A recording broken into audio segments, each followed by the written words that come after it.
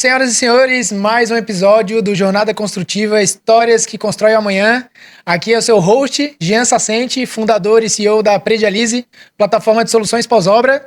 E a gente hoje está com um convidado mega especial aqui, já vou apresentar ele, né? Um cara que participou muito da fundação desse ecossistema de tecnologia aqui em Santa Catarina, um cara que tem uma história maravilhosa.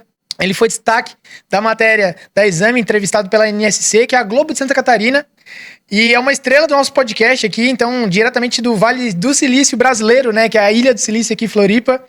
Ele é fundador da AutoQI, líder na América Latina em soluções de software para projetos de engenharia e gestão digital da construção civil. A empresa já tem 37 anos de mercado, mais de 60 mil clientes e é um verdadeiro case de transformação digital na construção civil. Então, assim, eu tenho uma responsabilidade muito grande aqui em um pouco mais de 45 minutos de falar aqui com o Rui, de entender um pouco da história desse racional, tá?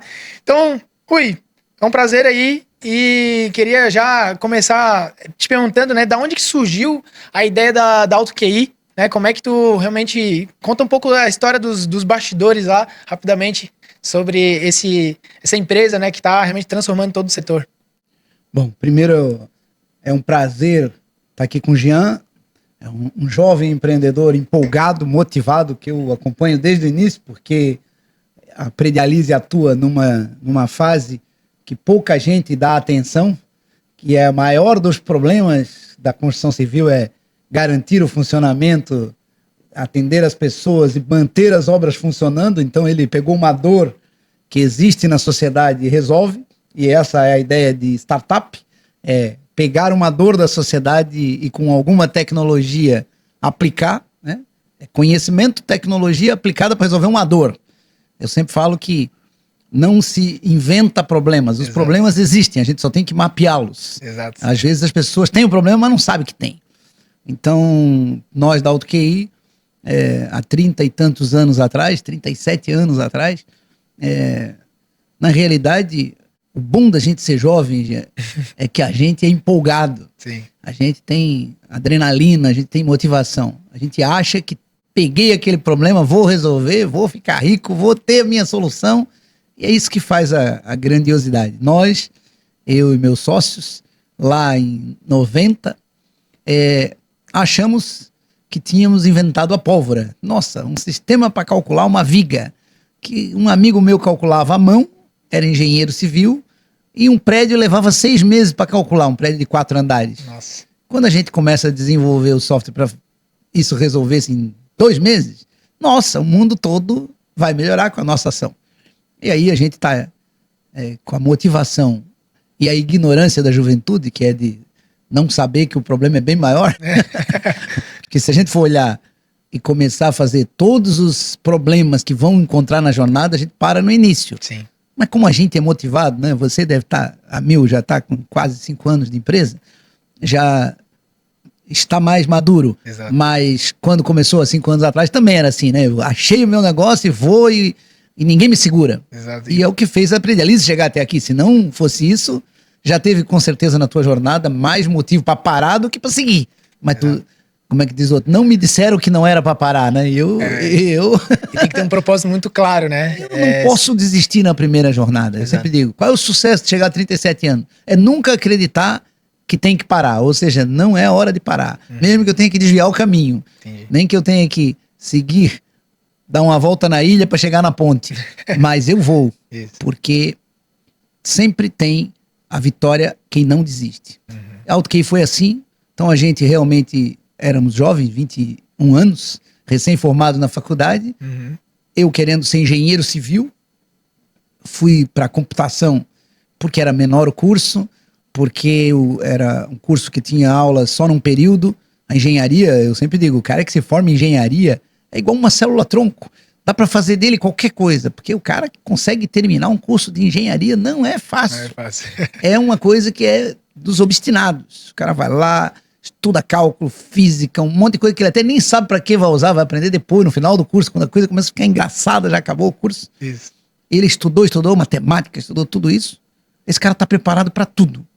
E aí, tanto que na época de 90, que deu a crise na engenharia forte, o mercado financeiro pegou todos os engenheiros que se formavam e levou para o mercado financeiro. Sim. porque eram as matérias-primas melhores enquanto qualidade de mão de obra. De raciocínio lógico. De raciocínio lógico. Então, o engenheiro é um cara que ele não deve se limitar ao horizonte de formação. Sim.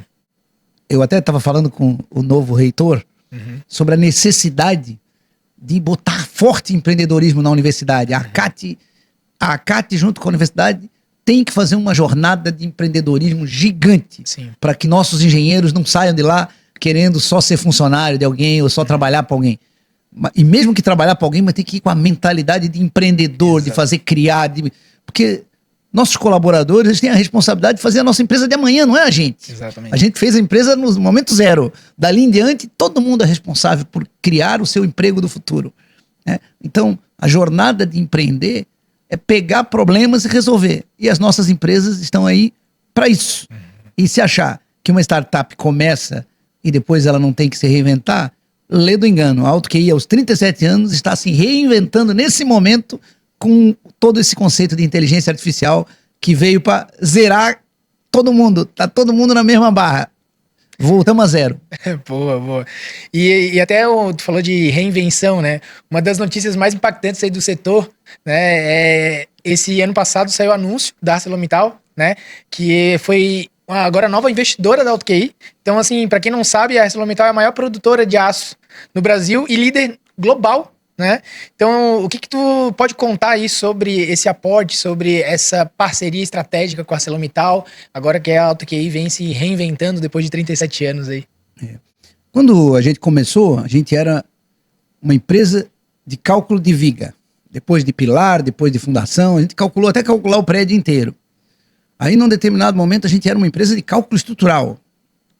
Só que aí a gente entendeu que a estrutura é parte do grande problema da edificação. Aí a gente foi entrar nos complementares. Hidráulica, elétrica, cabeamento, rede de incêndio, gás, telefonia, ar-condicionado, tudo isso. E depois ainda temos que ver que as coisas não são construídas isoladas. Uma obra é para ser construída tudo simultaneamente. Porque aí é que dá aquela bagunça de quebrar a obra, de um entra primeiro, o outro entra depois. Quem entra em que ordem para executar a obra? Como é que eu executo? A mão de obra que faz cada coisa? Qual atividade é predecessora a outra, né? Eu não posso fazer a fase elétrica sem o cara botar a parede. Exato. Então, tem todas essas regras. Aí a gente viu que é um processo. Construção não é projeto estrutural, projeto é processo. Aí a gente viu que para construir coisas corretas, precisa de bons projetos. Aí entra tecnologia BIM. Aí a gente se adequou para o BIM.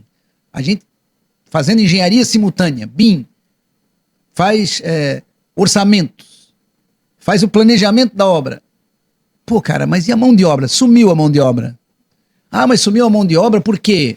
Porque tem muita obra? Não. É porque a mão de obra se tornou, a mão de obra ficou não atrativa. É um trabalho pesado. Sim. Os pais que formavam seus filhos, os mestres de obra, os engenheiros de obra que formavam os filhos engenheiros de obra, não estão mais motivando o cara a ir para a obra. Porque o iFood, porque o Uber pagam quase a mesma coisa, ou até mais, para o cara trabalhar no ar-condicionado, ganhando seu recurso, trabalhando os horários que pode, disponibilidade de flexibilidade. O que acontece? Ele não vai mais para a obra. Aí a gente supriu isso com importação. Vem os venezuelanos, os haitianos. Mas com isso vem o quê? Cada vez menos qualificação. Cada vez menos continuidade na formação. Aquela história do pai que ensinava o filho não existe mais. Ah, o Senai forma. Mas o Senai está formando, o cara vai lá na obra, vê que o negócio não é tão gratificante, vai para o Uber. Sim. E o que acontece? Há uma necessidade emergente da industrialização. A industrialização da construção civil é inevitável. O Brasil chegou tarde nesse conceito. Mas a industrialização depende de uma coisa. Como é que eu vou industrializar algo se o projeto não é bom? Como é que eu vou fazer off-site, fazer na fábrica, um negócio que as medidas lá na obra não batem? Que o local que era a janela é 10 centímetros para o lado ou 10 para o outro. Ou seja, cada vez mais houve uma necessidade de encaixar o Lego. Entendi. O projeto é um grande Lego, um faz os bloquinhos quadrados, outros os redondos, outros os triângulos, e alguém planeja o barquinho de Lego. E o barquinho de Lego tem que ir lá produzir as peças e encaixar. Meu sonho grande é que a gente um dia consiga gerar uma indústria que faça os legos, os projetistas encaixem os legos e os montadores, a indústria, aquela mão de obra que foi pro Uber, que foi pro iFood, volte pra obra para ir lá montar os legos. E agora vai entregar, em vez de pizza, para ganhar R$3, vai entregar um banheiro, vai entregar uma janela, vai entregar um ar-condicionado, vai entregar uma instalação hidráulica de banheiro, tudo para ganhar 200, 300, R$500. Ou seja, vai vir o carrinho da Mercado Livre, quem sabe, com uma pessoa com macacão, limpinha, num trabalho mais digno, mais profissional, remunerado melhor. Sim. E fique mais barata essa construção, porque ela não tem desperdício. Aqueles 20%, 30% que a gente perde com o processo de construção, voltando para remunerar melhor as pessoas que fazem esse trabalho. Então, a ArcelorMittal entrou no nosso caminho porque entendeu que depende do projeto para ela poder industrializar a construção. E a AutoQI está bem posicionada, nós somos talvez a empresa mais moderna de projeto estrutural do Brasil. Nós participamos aí dos maiores projetos construídos no Brasil, projetos de 150 andares, a gente consegue calcular. Então a gente consegue industrializar tudo. Só que a gente faz um projeto que era antigamente para ser construído por um ferreiro lá na obra, dobrando, articulando. Não faz mais sentido. Sim. Então a nossa ideia é o quê? Projetamos de tal forma que a indústria pegue esse problema e já entregue prontinho lá. Vai só alguém lá montar e concretar. Essa é para nós a melhor forma que a construção civil vai crescer e vai se industrializar. A Arcelor entendeu que essa parceria era estratégica. Sim. Através do seu braço de investimentos, que é a Assolab, passou a participar do quadro de acionistas da AutoQI. Então a gente está muito orgulhoso porque chamamos a atenção da maior do aço, que entendeu a nossa tese, e essa tese está sendo levada a todos os fabricantes da construção civil. Hoje nós temos parceria com diversas... Ou seja, vocês imaginem que a AutoQI é a empresa de projeto.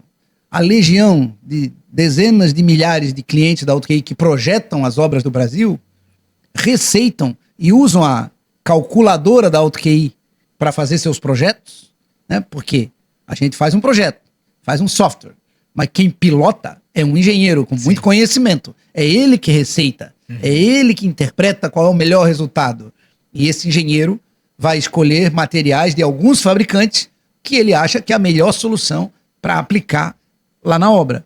E não faz sentido ele não usar o conceito de industrialização, ou seja, ele vai receitar algo que permite que possa ser encaixado lá na obra. Então, com esse conjunto, esse ecossistema de engenheiros projetistas, fabricantes que entraram nessa jornada e mão de obra muito especializada de engenheiros que estudam engenharia, que estudam processo construtivo e com instaladores cada vez mais profissionais, no meu sonho grande, de macacão, limpinhos, dentro de uma van, chegando e montando a parte dele e voltando para casa, nós teremos uma construção verdadeiramente industrializada. Pô, que legal. E esse é o caminho. Entendi. Pô, não, muito clara a visão, assim, de industrialização, o porquê dessa parceria com a ArcelorMittal, realmente de AutoQI, já é líder de mercado aí, né, nessa questão de projetos em BIM e agora olhando o ecossistema, né, não se limitando ao projeto, mas olhando toda a cadeia, os fornecedores, os projetistas, se preocupando até com a mão de obra lá na ponta, né? Então como que a mão de obra também ela seja capacitada para entender, para mexer em projetos BIM, para receber aquilo ali no presencial, né? E não só tipo, imprimir o PDF e agora eu vou seguir aqui. Então, e a indústria está apoiando isso, né? Realmente não tem como olhar só a parte final, tem que olhar desde o início dessa jornada, né? Então, pô, bem legal. É uma cadeia tão importante, Jean, que a gente teme, a gente entende que o problema passou muito tempo sem essa análise correta. Só para você ter uma ideia, o primeiro cara que a indústria da construção apertava era o projetista, o engenheiro que projeta. Sim. Aí o cara que vai fazer tudo que vai ser construído lá, que vai desenhar, que vai modelar, é o cara que a construtora às vezes aperta primeiro. É como ele vem primeiro na cadeia, e o mindset é, vamos apertar todo mundo, aperta o projetista. O cara aceita. Entrega um projeto menor do que ele poderia entregar, ou com menos detalhes, ou com menos qualidade. O que vai acontecer? Se o projeto é errado, tudo que vai ser construído segue o errado. Então, às vezes, o pessoal diz, a construção civil tem 30% de perda. Não é que é lá o processo construtivo que perde 30%. Começa perdendo 30% desde o projeto mal feito. Errado. Isso. Aliás, principalmente pelo projeto mal feito. Falta de compatibilização, né, entre então, os projetos também. A nossa grande jornada inicial nós precisamos valorizar o engenheiro projetista, o arquiteto que entende do processo construtivo, porque é uma engenharia simultânea. Arquitetos, engenheiros, até a forma de contratar devia ser diferente. No meu entendimento, quando eu contrato um arquiteto para idealizar, criar aquele objeto que vai ser construído, eu devia já contratar os engenheiros para assessorar ele, não para fazer o projeto, só para assessorar. O estrutural vai junto e diz: pô, cara, se tu fizer assim, se tu mudar a posição da caixa d'água, tu diminui o aço, porque o prédio fica mais equilibrado. Se tu mudar isso, tu vai precisar. Aí o projeto hidráulico vai dizer: não, cara, tens que botar uma cisterna aqui, que precisa, vai morar 400 pessoas nesse condomínio. Não é no final de tudo, chega o hidráulico e diz: eu quero um lugar para botar uma caixa d'água para 400 pessoas. Exato. Aí o arquiteto sai lá e tem que arrumar um lugar. Não. Sim. Se nasce o projeto com todas as premissas, com todas as especialidades, instalar carro elétrico no teu prédio? Vou. Nós não previmos que cada quadro precisa e tal, não sei o quê. O que acontece?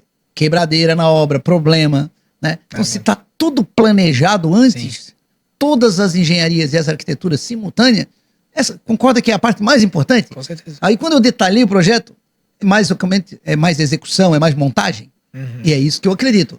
Muita engenharia antes, pré-obra, muita execução organizada e sincronizada por fabricantes e indústria, Sim.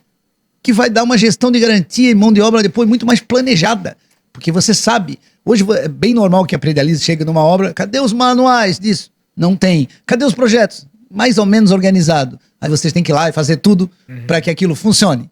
Na realidade, se nascesse cada início, a tua empresa já entrava também no início, porque a indústria da mecânica, dos aviões, dos carros, quando o cara planeja uma peça para colocar, ele tem que planejar a manutenção. Como é que eu tiro essa peça? Como é que eu faço a manutenção a cada 10 mil quilômetros? Isso. Como é que eu troco a vela? Como é que eu faço a correia dentada?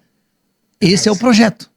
A construção civil também. Como é que eu troco uma bomba? Quando que eu devo trocar uma bomba? Exato. Isso devia estar no projeto original e a gestão até o final. Isso. E o software da Predialize justamente também vem para, desde a concepção da obra, desde do avanço da obra, a gente consegue ajudar, incentivar o construtor com a ajuda do nosso software, ele já ir construindo, né, o manual de uso e operação durante a execução da obra, trazendo os elementos principais, os projetos, trazendo projetistas, fornecedores, né, e montando isso de acordo com as normas, né. Então acho que a gente pode falar um pouquinho depois, mas eu achei interessante a questão da história. Tem uma curiosidade que eu até fiquei sabendo, assim, relativamente recente, ano passado, né, através de um diretor lá da AutoQI, eu não sabia, uma história bem, bem bacana, que o produto principal da AutoQI sempre foi o Iberic, né, o de cálculo estrutural, e muitos engenheiros, assim, usam o Iberic, mas às vezes usam outros softwares para os complementares, mas eu vejo que a AutoQI, ela desenvolveu todo esse ecossistema de complementares, né, e essa informação que eu soube é interessante, que foi uma homenagem, né, a um dos sócios, né, de vocês, o nome Iberic, né, então, assim, contar um pouquinho dessa curiosidade, que eu acho que é uma coisa bem bacana, assim, é uma homenagem bem, bem legal. E comenta também um pouco desses outros produtos e encaixa como que vocês estão usando, né, a inteligência artificial. A gente tem, a AutoQI também lançou uma novidade muito bacana lá na FEICOM, né, olhando, todo esse ecossistema, toda essa jornada. Então, como que a inteligência artificial está ajudando, né, os projetos, essa gestão de informação, de dados nessa elaboração dos projetos aí para construção? Bom, como eu falei antes, a gente entendia que era uma empresa de cálculo estrutural. Depois a gente viu que a gente era uma empresa de processo, de projetos complementares, que o grande problema na obra não era a estrutura. A estrutura, o cara vai lá, concreta. Tem uma viga no lugar errado, não tem problema, não dá de fazer mais nada com ela, ela tá ali. Forro ela com gesso, faço um furo para passar um tubo, resolvo. E agora, como é que eu encaixo todos os projetos complementares dentro? Né? O Iberic, que foi a solução que nós integramos e fizemos em BIM, bacana, ele começou logo após a morte de um dos primeiros sócios fundadores que fez o primeiro cálculo de engenharia da gente, o Proviga, e o nome dele era Ricardo Eberhardt, um amigão de faculdade, um colega de segundo grau, e ele faleceu aos 27 anos com câncer, uma coisa trágica pra gente. Sinto muito. E depois disso, a gente resolveu desenvolver, a gente teve que reinventar a empresa. Ele era nosso CTO, técnico, desenvolvedor, o alto QI da empresa, o nome foi ele que deu, porque o bicho realmente era alto QI. Entendi. Então, e ele usava, na época a gente usava DOS e usava também, tinha limitação do nome dos arquivos, dos diretórios, e ele usava para tudo, ele era inteligente, sabia que era, então ele era Eberic. Eberic era Ricardo Eberhardt, ao contrário, né? Eberic 1, Eberic 2, Eberic 3, era Eberic tudo. Entendi. E aí a gente foi fazendo a versão Windows do nosso sistema de cálculo estrutural integrado, não sei o quê. Começamos em 94, um ano após a morte dele, e terminamos em 98, 97. E quando foi lançar, os nossos programas eram Proviga, Propilar, Prolage, Proinfra. Aí o nosso pessoal de desenvolvimento tinha colocado Alto QI Pro. Ia ser a linha. Mas daí eu e o Pereira, meu sócio, e o Jano, resolvemos homenageá-lo. Pô, esse cara foi tão importante para nossa história que, para ele nunca mais ser esquecido na empresa, o nome do produto vai ser Eberic. Legal. Que é o Eberic, uma homenagem a ele. E aí a gente só contratou na época um numerólogo. Veja que a gente também tem um pouco de misticismo aí. Sim. Contratamos um numerólogo para ele avaliar se isso faria sentido. O cara fez uma análise lá, bota assim, acrescenta um K no final, que a numerologia apresenta um sucesso fantástico. Olha Se eu acredito ou não, passei a acreditar naquele dia. Tinha que ter fé, né? Sim. E aí o Eberic foi um sucesso, é talvez hoje o programa mais usado no Brasil, e é talvez o grande motivador da Arcelor ter se interessado pela AutoQI, porque tá ali calculando elementos finitos, análise de furacão, de vento, análise de tudo que é tipo que uma obra pode ser submetida. Então aquele programinha de viga que o Ricardo Eberhardt desenvolveu lá em 99, em 89, 90, hoje é o sistema, um dos 5 melhores do mundo, certamente, e a gente atraiu os olhos da maior fabricante de aço do mundo, que está vindo junto, e agora nós estamos numa jornada de produzir os detalhes para a indústria do aço a partir do projeto. Perfeito. Então, aí entrou a necessidade dos complementares, porque a gente já entendeu que construir estruturas era um problema.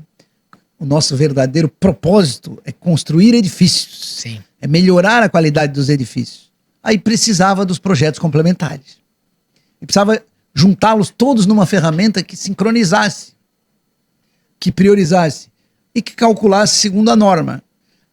Fiação, hidráulica, tudo, cabeamento estruturado, incêndio, gás. Chegava num prédio, era aquela bagunça. Quem chega primeiro instala. Não, isso tem que ser planejado antes. Eu mesmo, como construtor, um prédio que a gente fez, colocar o quadro do gás embaixo ou em cima do quadro elétrico. Aí o bombeiro chegou, sabiamente, e disse, não, isso não pode, vocês têm que tirar daqui. Xingamos o bombeiro, eu não entendia direito do que era, que eu estava falando. Sim. Mas depois você entendendo, putz, como é que alguém colocou o gás em cima do elétrico, ou embaixo? Pode dar uma faísca e um fogo. Mas daí o que aconteceu? Isso não deveria ser o instalador que decide na obra, né? Deveria ser planejado antes, qual que faz mais sentido. Então a gente teve que mexer, e aí eu entendi que, cara, precisamos entrar nessa área de projetos, porque senão a obra, não importa o quão bom a gente seja em estrutura, o prédio vai ficar ruim igual, né? Aí a gente fez o QI Builder, outra jornada que começou em 2007. Escrevemos um projeto para a FINEP de inovação, ganhamos uma subvenção econômica, na época 2 milhões de reais, era um valor gigantesco. Sim. Permitiu que a gente trabalhasse de 2007 a 2013, investindo nessa solução de engenharia, com todos os cálculos, incêndio, gás, telefonia, tudo. Quando ficou pronto em 2013, a gente entendeu que ia faturar. Quando a gente foi rodar, os prédios caíam, porque a memória era pequena, exigia muita memória. Tivemos que pegar e reescrever tudo numa outra linguagem que endereçava acima dos 4 GB do Windows para poder ficar de pé. Nós só acabamos esse produto em 2017. Quem investe 10 anos num produto? É muito tempo. É muita resiliência, cara. Muito compromisso com aquilo com o nosso propósito. Sim. E isso nos diferenciou. Tá. A gente era uma solução BIM, integrada, que calcula e dimensiona de acordo com a norma brasileira. Hoje a gente é a única que faz isso. Sim. O Builder, então, tinha todas as disciplinas dentro. Todas elas e todas juntos. Todas juntas. Então eu consigo fazer um projeto hidráulico junto com o elétrico, junto, e ainda se comunicando com o estrutural para ver onde bate, para eu não ter que... Hoje o Builder e o Eberic fazem as furações, os mapas de furação, para que na obra ninguém precise inventar ou furar em lugar errado. Quando o Builder diz, aqui passa um tubo, aí o cara da estrutura diz, você quer furar ou desviar? O cara, não posso desviar, tem que ser aqui. O Eberic faz o furo e arma, dimensiona, bota o ferro no lugar certinho para que não dê problema aquele furo. Sim. Porque hoje nós temos furadeiras em obra que pegam uma viga, um pilar e fura igual uma manteiga. Cortam ferro igual uma manteiga. Mas ninguém diz pro cara que lá dentro tem uma barra de ferro que sustenta aquilo tudo. Exato. Então a gente precisa ter esse cuidado. E essa integração entre as disciplinas foi o grande foco da dupla Eberic e K-Builder. Depois do K-Builder, ele teve outras necessidades, né? A parte de compatibilização, comunicação, teve outras ali. Aí a gente vê que os escritórios de projeto, a gente foi drivado pela demanda dos clientes. Ó, de Eberic, nós já tivemos mais de 60 mil clientes. Pra ter uma ideia, ao longo da vida. Já teve um cara que foi na FEICOM, ele chegou lá e disse assim, Rui, sou cliente desde 1990. Falei, meu Deus do céu. Mas hoje eu vim dizer pra ti que não vou ser mais cliente. Eu falei, putz, o que esse cara tá... Sim. Porque eu já formei meus 2 filhos engenheiros com o Eberic. Tá. E agora, quem vai ser cliente são eles. Eu me aposentei. Muito bom. Então você tem uma jornada, uma geração que legal, que está sendo substituída por outra, com clientes fiéis desse jeito. Nossa, então eu falei, nossa, vou fazer até o seguinte, vou deixar uma licença com você pra ser perpétua. Que legal. Como é? Sócio remido. É brincadeira, mas eu brinquei com ele nesse tempo, porque é tão bom a gente ver depoimentos de pessoas que dizem, mudei a minha vida com AutoKey, vivi com AutoKey. Sim. E isso é o mais importante. E aí, falando agora, depois que vocês então já avançaram com os produtos, ficaram consolidados, olharam toda a jornada, né? E agora vem essa questão da inteligência artificial, né? Quais são esses desafios, né? Agora que a inteligência artificial pode ajudar, como é que a AutoKey está aplicando inteligência artificial, né? No software, nos processos também da empresa, né? Como é que isso está desenrolando? Eu sempre digo que a gente tem que fazer sempre do limão a limonada. Quando a gente acha que resolveu todos os problemas do mundo, vem alguém e dá um zerada no nosso jogo, né? Na realidade, a inteligência artificial, ela dá uma oportunidade muito maior do que um problema. Porque, eu sempre digo, o jogo zera de novo, né? Quando veio o Windows, foi uma oportunidade. Tudo agora era para Windows. Aí depois veio, antes veio a internet. Nossa, a internet mudou o jogo. Aí veio o SaaS, aí veio sistemas da nuvem, né? Nuvem, aí veio o mobile. Tudo isso vem gerando oportunidade, mas nada foi tão drástico quanto a IA. Vai ser um negócio fantástico. Inclusive, by the way, até vi esses dias, eles falaram, cara, que as empresas de IA já estão querendo lançar telefones que não vai ter mais apps. A IA vai conectar com todos os apps, então tu vai ter um telefone para acessar tudo que tu quer. Então, assim, daqui a pouco muda a forma como que a gente consome, né, Só que as coisas levavam mais tempo para mudar, né? Este podcast é uma realização da Predialize, a plataforma líder de mercado em pós-obra. Já são mais de 600 construtoras atendidas pelo Brasil e a próxima pode ser a sua. Conheça nossas soluções de manuais, garantias, preventivas, vistorias, documentos e corretivos. Aí a gente tinha mais tempo para se adequar. Agora é muito rápido, todo ano tem coisa. Não, todo mês, de janeiro para cá, o que já mudou no desenvolvimento com IA, as empresas têm que ter um setor para entender e mudando tudo dentro dela, né? Exato. Cada vez mais a oportunidade é do empreendedor interno nas empresas, porque nós temos que... A IA não vai roubar os nossos empregos, porque vai ter a imaginação cada vez maior necessária. nós vamos precisar de gente cada vez mais empreendedora, imaginativa, criadora. Porque a IA sozinha não vai desenhar um predialise software novo sozinha. Alguém tem que provocar ela, tem que ter um empreendedor. Eu acho que tem um lado que os empreendedores vão ter mais oportunidade, porque sozinho ele vai conseguir desenvolver uma solução. E tem que ter o contexto, né? Tem que ter o contexto, tem que ter os desafios, tem que entender as especificidades. E não adianta tu perguntar. Se tu perguntar assim hoje, bota aí no Google, no Gemini ou no ChatGPT, calcule o Sena Tower. Ele vai calcular. Porque ela não diz não pra ti, ela vai lá e dá um número louco. Dá os projetos, faz até o detalhamento das vigas que vão pra obra. Agora, você confia? Não é assim? Então tem áreas do conhecimento que elas dependem muito de alguém ensinar a IA para que ela faça. Sim. Então nesse momento, a AutoQI está com um processo bem grande de ensinar as IAs com aquilo que nós conhecemos de engenharia para que a partir do conhecimento da engenharia a gente consiga gerar novos conhecimentos. Mas quando a gente trabalha sempre no mundo da inovação, do novo, a IA sabe o que é dominado por todo mundo. Mas aquilo que não existe, a IA não sabe. Então como é que você vai criar uma forma inovadora de gestão de obras se ninguém criou? Entendeu? A inovação ela vai ser cada vez mais provocada pela IA. O mundo das oportunidades está em criar formas novas de fazer o mesmo diferente. E é isso que a IA não vai fazer. A IA vai fazer a cópia. Talvez, se você não cuidar, alguém diz, copia a Predialise para mim. Aí alguém vai lá, olha, bota o software da Predialise dentro e a IA gera outro igual. Mas aquilo que você está pensando que vai fazer e que teus funcionários estão criando de novo, a IA não vai criar, porque ninguém criou ainda. Sim. Então eu digo, nós estamos na era da inovação, de verdade. Por quê? Porque eu tenho que criar algo novo, cada vez maior, para fugir da IA que me copia. Perfeito. Basicamente a IA matar o nosso próprio produto no próprio negócio, né? A gente como se reinventar. E como é que vocês estão fazendo isso lá na AutoQI? Bom, a gente está mudando a forma de entender o problema. A gente achar que o cliente vai lançar as vigas, lançar os pilares, lançar... Trabalho repetitivo a IA vai resolver.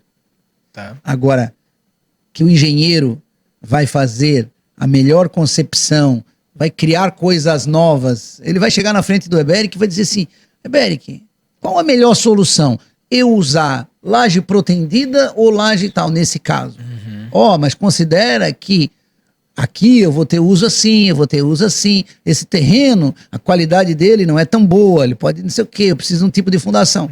O Eberic pode sugerir a ele, desde que ele faça a interpretação do problema. Entendi. Então nós vamos estar sempre cada vez mais automatizando o trabalho do engenheiro para ele ser mais engenheiro, para ele ser mais analista. E cada vez mais, aqueles caras mais fera vão valer mais. Sim. Porque quem vai pilotar cada vez melhor o carro, né? Sim. O Ayrton Senna do Eberic vai ser o cara que melhor pilotar. E é esse que as construtoras vão procurar. Porque uma decisão tomada pode economizar 10 milhões, 20 milhões numa obra. Aí e a gente fica preocupado, às vezes, que o cara quer economizar 100 mil, 200 mil no projeto. Sim. E uma decisão do cara impacta lá impacta em 10, 20 milhões. Então é dar superpoder para os engenheiros. Nós vamos dar superpoder para engenheiro. A IA vai dar superpoder para engenheiro. Entendi. E aprender com o contexto. Por exemplo, você imagina que nós estamos com... Hoje, a AutoQI tem uns 12 mil assinantes do Eberic. Desses 12 mil fazendo 170 mil projetos estruturais por ano, mais ou menos. Olha quanta sabedoria de engenharia tem por aí. E o Eberic está aprendendo. Está aprendendo. Quem pode treinar melhor uma IA para a estrutura? AutoQI. Não só para a estrutura, agora para toda, né? Para todos os projetos. Para todos os projetos. Então, nosso objetivo agora é treinar as IAs para que ela tome boas decisões. E que ela saiba, por exemplo, quando o engenheiro está lançando, ele tem um jeito dele de trabalhar. A IA pode entender e, cara, ele vai chegar e dizer assim, IA, lança para mim esse projeto do meu jeito. Ela vai ler todos os projetos que ele lançou anteriormente e lançar igual. Aí ele só vai conferir, ver se sempre vai ficar... A IA alucina um pouco. E tem muita oportunidade, né? Até o nosso episódio ali com o meu irmão, o Marcos Assente da Engeplant, ele falou, né, que estavam usando plugins e IA para fazer a revisão dos projetos, a revisão, às vezes, dos selos, né? Ali, ver... Então, assim, como que tu consegue acelerar e melhorar a qualidade, né? Então imagina que tu tem lá um projeto, porque vocês não vendem só para as licenças para os engenheiros, né? Estão entregando isso para prefeituras, para construtoras, para o governo, né? Então como que isso pode ter uma inteligência lá para aquele plano diretor? Cara, esse projeto aqui, isso aqui não tá dentro de acordo com as normas daquela região, daquele plano diretor. Então assim, como que tu pega também outras informações e utiliza isso de forma estratégica no projeto, né? Então acho que tem muita oportunidade. Né? A IA está ajudando muito. E nós temos que observar isso tudo. A Ingeplant é uma das grandes clientes da AutoQI, usa bastante as nossas soluções e das mais competentes, principalmente para o setor público. O que mudou a qualidade das obras públicas em função dos projetos bem feitos e ainda empresas que vão além, né? Que criticam o trabalho, melhoram a qualidade, entregam engenharia de qualidade. De qualidade. Esse trabalho bem feito permite que eles façam as análises. Quantos materiais iam errado ou foram errado para obras porque alguém desenhou e foi um selo errado, um endereço de obra errado. Nossa. Hoje isso, com IA, melhora muito. Às vezes a qualidade de um trabalho inteiro por um desenhista que trocou a posição de uma prancha foi para outra obra e deu errado. Então esses conceitos todos a IA pode ajudar a criticar. Mas tem um outro efeito que a AutoQI está trabalhando também, por exemplo, comparar coisas com coisas. Foram um pessoal na FEICOM lá, um escritório grande de projeto. Ele falou assim, não, o governo agora exige BIM em todas as obras. Pô, foi um avanço que a gente trabalhou junto para conseguir. Aí tem empresas, como é o caso da Ingeplant, que entrega BIM de verdade. Perfeito. Mas tinha um cara lá, não, nós entregamos um BIM, só o desenho. Só o 3D ali. Só o 3D. E os órgãos públicos recebem, tá tudo certo. Agora, só que lá no órgão público tem um diretor, um secretário, que ele não é um cara com conhecimento de engenharia, ou se tem muito conhecimento de engenharia, mas ele não tem tempo para olhar, abrir todas as pranchas, ver se está na norma, ver se está de acordo. O que a gente fez agora? A gente fez uma inteligência artificial que interpreta se o projeto está de acordo com a norma, se está de acordo com o BEP, o plano de contratação. Oh, que incrível. Que daí o contratante pede, só empresas verdadeiras e boas, como é o caso ali da Ingeplant e de outros clientes nossos, que entregam de verdade. Sim. Vão ser recompensados, porque hoje a gente concorre com gente que entrega meia boca. Sim. E o preço lá é prancha, entreguei as pranchas, tá resolvido. Cada vez mais a IA vai dizer pro cara que quem entregou de verdade. Sim. Só Qual é o nome desse produto? É o Axis. O Axis. O Axis é uma inteligência que você cadastra o teu plano o teu BEP, o teu plano de BIM, e ele analisa se os projetos que você recebe estão de acordo. Entendi. Mas esse produto é mais para o setor público ou para também construtores? Na realidade, os construtores vão poder ter e os escritórios também vão ter, porque eles vão analisar o trabalho deles antes de mandar. Porque, Entendi. Por exemplo, empresas sérias, o dono quer entregar sempre o melhor. A gente não entende que nenhum dono de projeto constrói uma carreira inteira para sair um projeto do escritório dele errado. Sim. Só que às vezes ele cresce, ele tem 40 funcionários, 20 funcionários, nem todo mundo está ali com o mesmo objetivo, o mesmo cuidado, o mesmo conhecimento. Então imagina se eu sou dono de um escritório. Eu tenho que ter uma ferramenta que analise que o meu trabalho, antes de sair, tá no meu padrão, tá com meus selos, tá com as minhas qualidades. Ou seja, o cara tem que atender o meu padrão de qualidade. E para isso o Axis está sendo construído e já em pré-lançamento para fazer a auditoria do meu trabalho, o check de quem recebe e o check da norma, o check de verificação. Ou seja, se a gente consegue botar um padrão de qualidade nos projetos, a gente elimina aqueles que estão entregando meia boca. Sim, né? Entendi. E então essa foi a novidade na FEICOM, né? Foi a grande novidade que a gente lançou na FEICOM e está sendo o grande hype da AutoQI. Aí fala assim, a AutoQI acabou. A inteligência artificial pode acabar com a gente ou pode dar uma oportunidade da gente dar um salto. Sim. A gente sempre acreditou em dar um salto. Que legal, muito bacana. E nessa linha assim de... realmente, o primeiro que tem aquela questão do BIM, né? Que agora o pessoal está entendendo um pouco mais, mas ainda tem desafios para entender o que é real, o poder do BIM, na verdade, né? O poder da informação daqueles dados, aqueles projetos, então aquilo tudo é informação, como é que tu usa isso aqui, como é que tu interpreta, como é que tu usa lá no campo, então assim, ainda tem um desafio um pouco de educação, né, dessas pessoas. Eu acho que o engenheiro que está utilizando isso já está um pouco mais acostumado, mas às vezes ainda tem esse desafio lá do público, dos construtores, da importância. Então, assim, o BIM, cara, já não é futuro, já é presente, né? A IA também já é presente, né? Como é que vocês estão ajudando também a conscientizar mais, a educar esse mercado sobre a importância, sobre essa questão da qualidade, né? Então eu vejo que vocês estão muito, né, nas feiras, nos eventos e fazendo muito conteúdo, né? Então, qual que é a importância, de fato, da educação para esse público sobre a importância de ter toda essa jornada digitalizada e, enfim. Bom, BIM deveria ser o desejo de todo mundo. Aliás, nunca deveria não ter existido BIM. Nossa, eu fazer uma obra toda virtual, digital e depois ir lá construir, teoricamente não é para dar problema, concorda? Uhum. Né? Ninguém deveria começar uma obra sem ter todos os projetos, mas começam.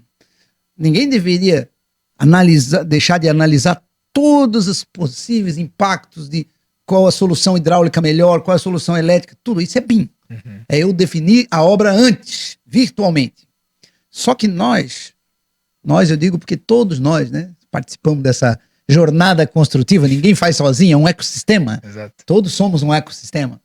Isso que a gente entendeu há um pouco tempo atrás e isso tem mudado a nossa história.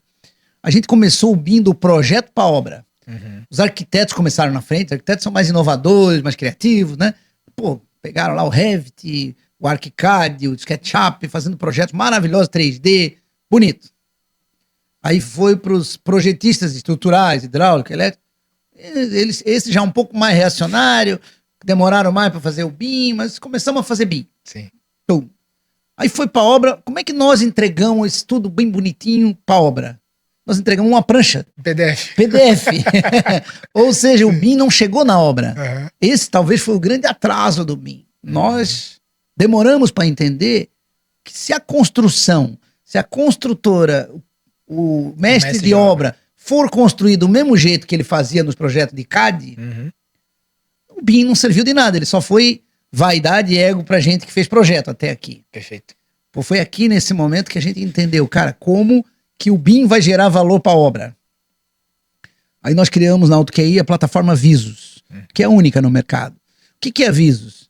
Visos é pegar tudo que alguém projeta, compatibiliza e faz o quê? Extrai todos os quantitativos de materiais exatos. Eu vou lá e tiro quantos metros de reboco, quanta janela, todos os itens de forma mais automática possível. Nossa, foi um show para os construtores, porque aí o BIM começou a ter valor. Sim. Facilitou as compras, né, também. Daí ele consegue comprar, ele não precisa lá perder horas contando quantas janelas tem no prédio, não. O Visos... Inclusive, eu lembro na época de estagiário que eu peguei, né, e no projeto, e contei realmente o comprimento das alvenarias, fiz uma regra, coloquei numa planilha lá pra ver quantos blocos de alvenaria cerâmica a gente precisava. Cara, foi super manual. Demorei algum tempo ali. Hoje o Visos faz isso automático. Você programa regras e ele tira quantitativo, ele diz quantos metros de reboco, quanta tinta, quantas vergas, tudo direitinho. Inclusive com associação de tabelas de mão de obra, quantos pedreiros devia ter. Feito isso, o orçamento ficou bom. Mas o orçamento é estático. Agora nós estamos fazendo, sabe o quê? O planning da obra. Não é o planning de planejar as atividades, não. É a extração das atividades que tem na obra. O plano de ataque. Eu pegar e dizer assim, eu vou começar a estrutura. Como é que você quer planejar? Eu vou começar por onde? Ele vai dizer qual é a ordem que você deve começar, por onde ele vai fazer as etapas. Caminho crítico. E assim, eu vou fazer 10 pilares aqui, vou armar 10 pilares. Ele vai te dizer qual é a mão de obra necessária, qual o material tem que estar disponível naquele período, qual a equipe que eu tenho, qual é o plano de trabalho. E aí a gente pode engatar em qualquer solução, Prevision, Agilin, Project, que vai daí gerir o plano de atividade. Mas o nosso motivador é como as atividades saem do empreendimento.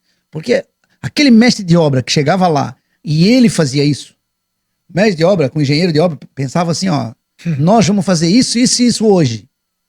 Aí alguém começava a fazer. Hoje, cara, quem é o mestre de obra? Quem é o engenheiro de obra experiente que sabe fazer isso? Então, a gente também estamos usando IA para fazer isso. Então, o cara planeja e dá certo, ele começa a aprender com o planejamento. Perfeito. Começa a dar falha, ele começa a corrigir.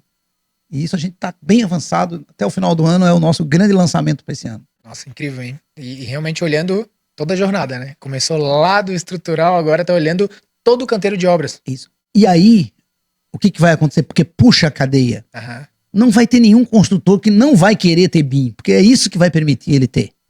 Aí, quer dizer, nós vamos fazer engenharia puxada da obra para o projeto. Aí, quem faz um projeto bom vai ser valorizado.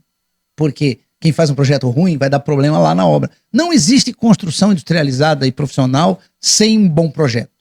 Então, a gente precisa ter cada vez mais escritórios e cada vez... Os grandes escritórios, como é o caso ali da Ingeplant, da UNK, lá de Blumenau, da Reut, do Bruno Franzmann, alguns grandes escritórios do Brasil que fazem nossas soluções, usam bem e usam outras soluções, são porque são ótimos projetistas. E esses caras cresceram muito. São os escritórios que estão entregando engenharia de verdade. Cada vez mais a obra estiver digital, industrializada, o projeto é mais necessário. Eles vão crescer ainda mais. Sim. E agora falando dessa jornada, tu falou ali muito tá indo para construção, planejamento e o pós-obra, né? Assim, eu vejo ali que a Predialise tem também um objetivo, uma vantagem. Hoje a gente está muito focado na inteligência artificial, né? Mas tem uma oportunidade muito legal que é a gente também trazer essa inteligência do BIM para o pós-obra, né? De realmente entender, pegar todas as informações, como que a gente pega as informações dos projetos em BIM, elabora o manual de operação de maneira mais rápida, mais assertiva, consegue entender lá na ponta, através de um QR Code, através, né, como fazer manutenção, ser avisado. Então, assim, hoje a Predialise, ela tem uma plataforma que olha toda a jornada do cliente, toda a jornada de garantias, desde vistoria de entrega de chaves, documentos, garantias, manual de uso e operação e atendimento ao cliente, né, a parte de chamados de assistência técnica. Como que tu enxerga a importância de ter uma plataforma desse tipo como a Predialise no pós-obra e o que tu dá de insight sobre, até pra gente, né, relacionado ao BIM no pós-obra? Qual que é a importância de ter essa conexão, dessa inteligência e dar continuidade para retroalimentar, né? Porque eu acho que o grande desafio é a construtora também entender os problemas, que vai ter alguns problemas ainda, a industrialização tá acontecendo, mas a gente vai ter muita coisa artesanal ainda. Mesmo industrializado vai dar problema. Exato. Mas como que tu tem dados para retroalimentar, entender o que eu posso melhorar nos projetos? Então, assim, como que a Predialise também, eu vejo a Predialise um meio de dar inteligência também lá pro início das futuras obras. Dados é ouro, né? Dados é o novo ouro. E a Predialise tem dados do que dá problema. Vocês imaginam que se os nossos projetistas todos entendessem o que dá problema, eles não fariam as mesmas coisas no projeto. A gente tem construtoras, clientes grandes nossos que dizem assim, nós temos 200 obras e a gente erra nas 200. Errar nas 200, isso é burrice, né? Por quê? Porque eu não pego inteligência de uma e levo para outra. Exato. Dentro da mesma construtora. Você imagina que eu possa levar isso para todo o mercado. Então a inteligência de dados de vocês, ela é relevante. Vocês têm que pensar em olhar para dados como um valor importante. E outra coisa que, como plugins, com APIs, com conexões, se vocês daqui a pouco plugarem com os projetistas, plugarem com as nossas plataformas e começarem a entender que um cara que vai projetar um sistema de hidráulica no banheiro e ele usa um tipo de conexão que dá vazamento toda a vida, ele para mudar. Um fabricante que ele começa a usar, recomenda, e toda vez que bota aquela peça do cara dá problema, ou o fabricante deveria ser avisado, porque a engenharia de aplicação o trabalho que a AutoKey faz com as engenharias de aplicação dos fabricantes cara, os nossos engenheiros projetistas, vocês têm que se aproximar, porque eles que receitam vocês. E se eles não estão receitando, por que não estão receitando?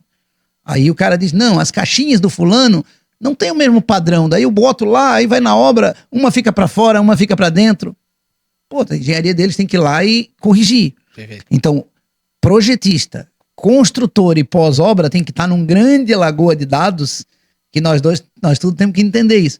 Eu não fico sempre conversando contigo, desde que tu lançaste a Predialise, eu monitoro a tua jornada. Você está mapeado na nossa cadeia de grandes...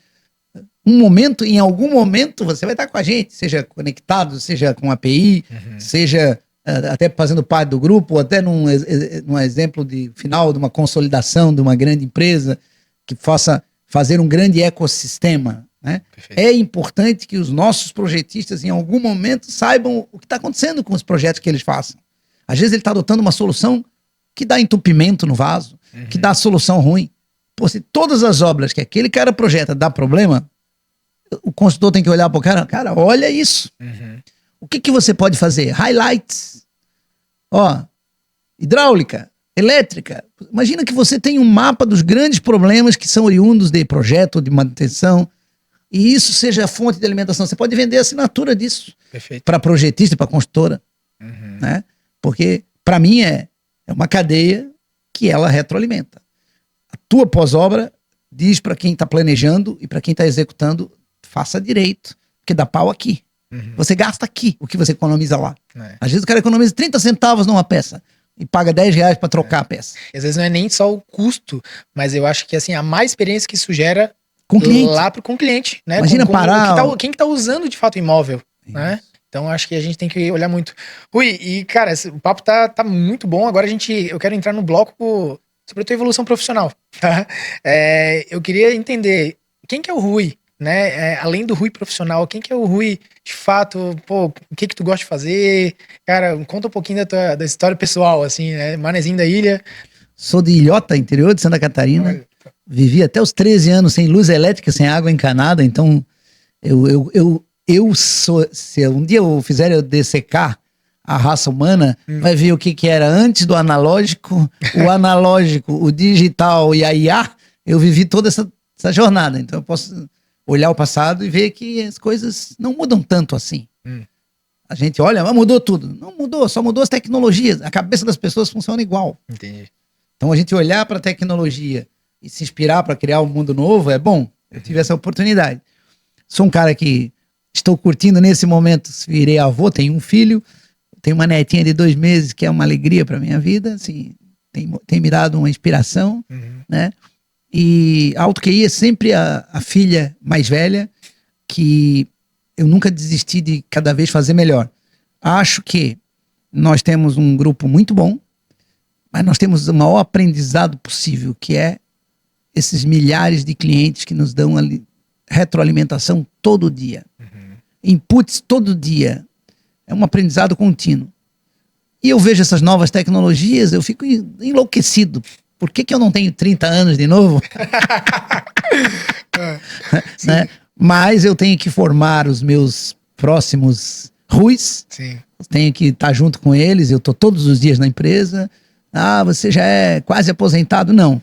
Zero. O vendedor nunca se aposenta, né? Nunca se aposenta. O cara que tem propósito e é apaixonado pelo que faz, não tem trabalho, né? Sim. Ele tem um prazer. Exato. Eu troco uma viagem por um evento de tecnologia. A gente se diverte, né? A gente se diverte. É muito gostoso fazer. Eu sempre digo, jovens assim como você, que estão na jornada, cara, não tem coisa mais agradável. Agora tem que fazer algo que você é apaixonado. Não pode ser meia boca. Ah, eu tô aqui para ganhar dinheiro, para vender a startup. Não é isso. Não é por aí. Primeiro faz algo relevante que as pessoas vão querer te comprar. Boa. E já pegando esse gancho, assim, qual que foi o teu maior desafio que tu já enfrentou nessa jornada de 37 anos? Deve ter um monte, né? E como é que tu superou isso? Qual que foi o teu mindset? Como é que tu se transformou? Cara, eu tive um momento de meio desespero na década de 99, 98 ali, 90, porque falta de grana, falta de perspectiva, a gente tinha lançado o Eberi que achava que ia ser bom, ali foi um momento difícil. Aí eu encontrei a engenharia do conhecimento, a inovação, né? Eu fui fazer uma pós-graduação na Escola de Novos Empreendedores da UFSC, que é hoje o EGC, a Escola de Engenharia e Gestão do Conhecimento. Lá eu conheci pessoas maravilhosas, professor Cristiano Cunha, professor Edilmário, professor Neri dos Santos, uma mente inspiradora, né? Quem puder ler os artigos deles, Legal. São muito bons. Lá esse cara falava de engenharia do conhecimento, gestão da inovação, o que era um processo? Inovação é um processo, não é uma invenção.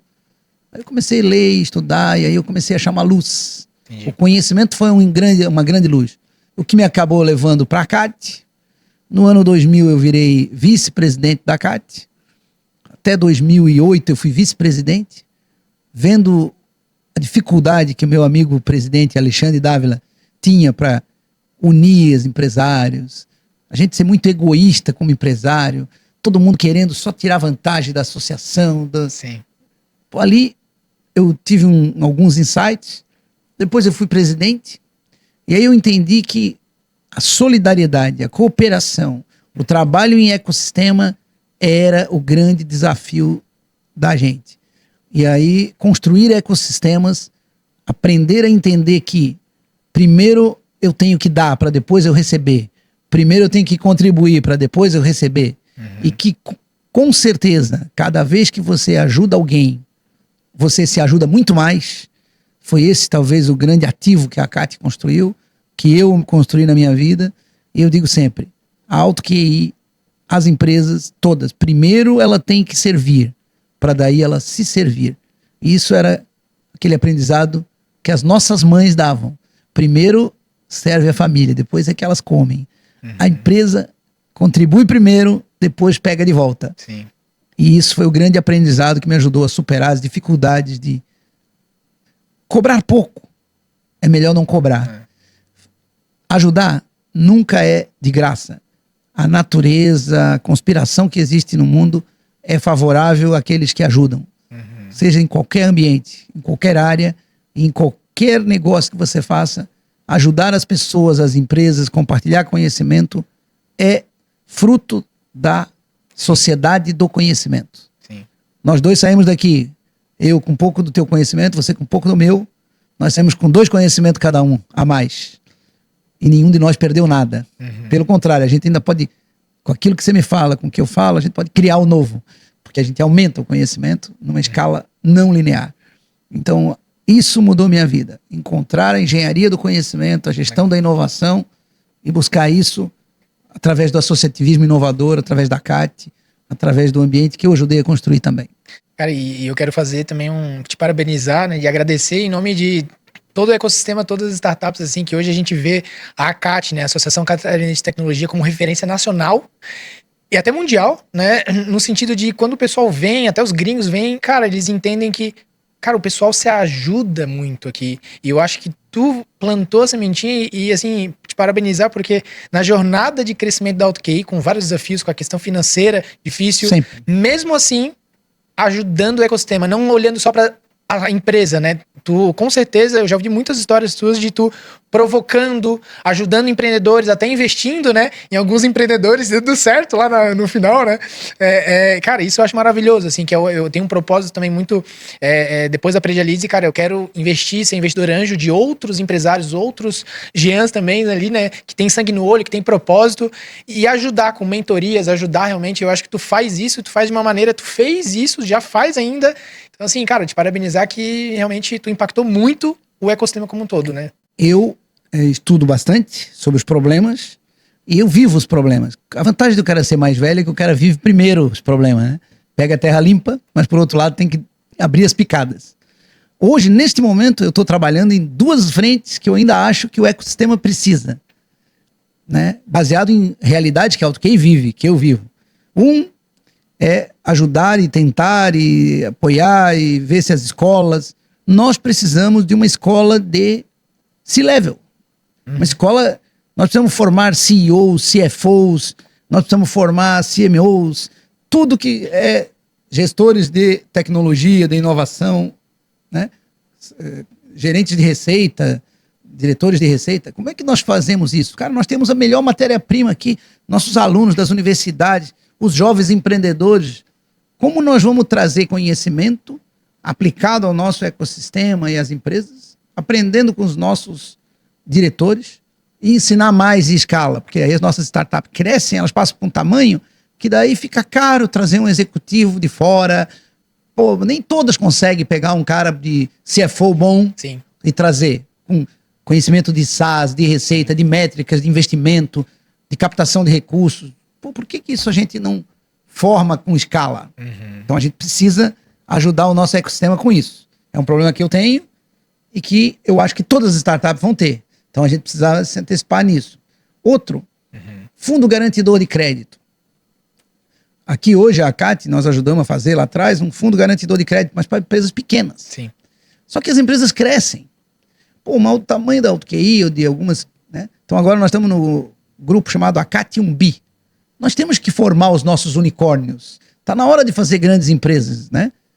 E para isso, cara, chega um determinado momento que eu não preciso só do capital de risco.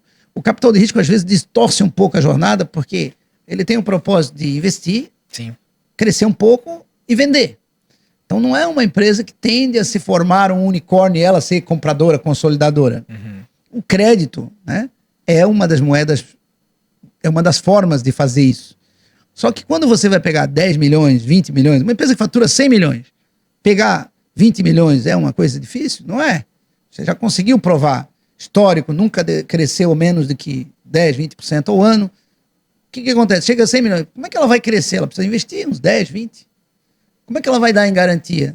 O que ela vai dar? A indústria do crédito no Brasil ainda funciona como produzir indústria. Que é tangível, né? Eu tenho que entregar um galpão. O que é o galpão? Imóvel do empreendedor. O que é o galpão da tua empresa? É a cabeça tua e a cabeça dos teus colaboradores. Sim. É o conhecimento que vocês têm. Então, o crédito devia estar habilitado para testar isso. Então, os governos deveriam fornecer crédito de confiança, porque a gente cresce por amostragem. Sim. É assim que a indústria americana de tecnologia cresce.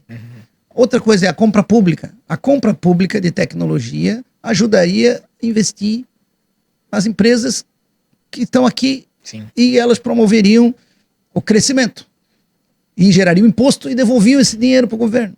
Então nós não queremos dinheiro de graça, nós queremos empréstimo nas mesmas condições do agro. Sim. O agro tem créditos bons, melhores, mas o agro, por sua essência, tem terra para dar garantia. Exato. A terra nossa é a cabeça dos nossos colaboradores, é a nossa inteligência. São as linhas de código, né? Os teus clientes Sim. são crédito. Sim. Então a gente precisa converter isso. Nós estamos trabalhando, nesse momento nós temos um governo aqui no estado que está ajudando muito. O presidente da FAPESC lá entendeu a dinâmica, está construindo. Acho que nos próximos meses teremos novidades, uma linha de crédito alavancada por fundo garantidor. Eu espero, seria um grande ganho para a sociedade. Nós temos hoje um secretário de Fazenda moderno que entende, que está dinâmico. Bacana. Então é por isso que Santa Catarina é diferente, né? Florianópolis nasce num ecossistema, Santa Catarina é um estado, de alguma forma nós contribuímos. Nós temos uma secretaria de tecnologia hoje no estado, nós temos secretaria de tecnologia no município, nos municípios, né? Criamos uma rede estadual de inovação que a gente ajudou a construir, criamos centros de inovação, criamos incubadoras, aceleradoras, estados de cooperação, que hoje é uma grande rede de cooperação. Isso não é por nada que Santa Catarina faz esse crescimento, mesmo nas outras áreas, porque quando você faz a tua tecnologia, você impacta o que? A indústria da construção. Quando alguém faz uma tecnologia para o agro, melhora o agro. Então a nossa indústria de tecnologia transforma a indústria tradicional. Com certeza. Né? Então a gente, bacana. Santa Catarina talvez seja essa grande matriz de economia, modelo para o Brasil, porque tem uma indústria de tecnologia pujante. Então acho que é causa e efeito. Exato, exato. E as pessoas, né, que no final elas têm muito essa questão também de se ajudar, de ajudar uns aos outros, de até falar com o concorrente e entender. Então acho que esse ambiente de tecnologia, assim, é um ambiente fantástico, né? A gente fala do benchmarking, né? Toda hora a gente trocando ideia, abrindo números, indicadores, sem vaidade, falando dos erros, né? Então é muito bacana. É inspiracional. Né? Né? Jovens que estão ouvindo aí, vê o Jean, inspirem-se, criem startups. Não olhem só o estágio que ele chegou, mas como é a jornada. O que eu tenho que saber? Eu tenho que ser bom em alguma coisa. Sim. Eu não posso querer fazer uma startup porque é moda. Eu tenho que fazer uma startup porque eu tenho um propósito de vida, eu quero mudar alguma coisa e eu me dedico. Não existe jornada simples. Tu sabe bem como é que é. Exato. Rui, uma mensagem final para os nossos telespectadores aí, o que tu quer falar aí? Uma mensagem motivacional, uma mensagem... Fique à vontade aí para fechar o quadro com chave de ouro aí. Como motivacional, diga, acreditem sempre que a gente consegue mudar talvez a realidade da nossa vida, da vida dos próximos, mas nunca deixem de contribuir com a sociedade. Acho que a gente pode doar bastante, participar vendo como pode ajudar, não como eu vou tirar vantagem disso. Todos os egoístas são percebidos rapidamente em qualquer ambiente. Perfeito. Rui, cara, muito obrigado. Foi um prazer aqui conhecer um pouco da tua história, da visão da AutoQI, do teu propósito ali. E, pessoal, chegamos ao fim. Foi um ótimo episódio. Queria também pedir para vocês aí nos ajudarem também a impulsionar todo esse conteúdo, todo esse aprendizado, né? Então, curte lá, né? Compartilha no YouTube, a gente tá no Spotify. Então, é pra gente disseminar essas histórias, né, de pessoas que constroem amanhã. A gente está construindo o futuro do Brasil, o futuro que vem com tecnologia. A construção civil é muito importante para a nossa economia, né? Então, É um prazer aí falar um pouco com vocês, transmitir essas histórias incríveis desses profissionais que são inspiração, né, para mim. Então é muito legal eu aprender também aqui com um pouco mais sobre a história, sobre a visão. E é isso. Chegamos ao fim. Grande abraço e até o próximo episódio. Valeu!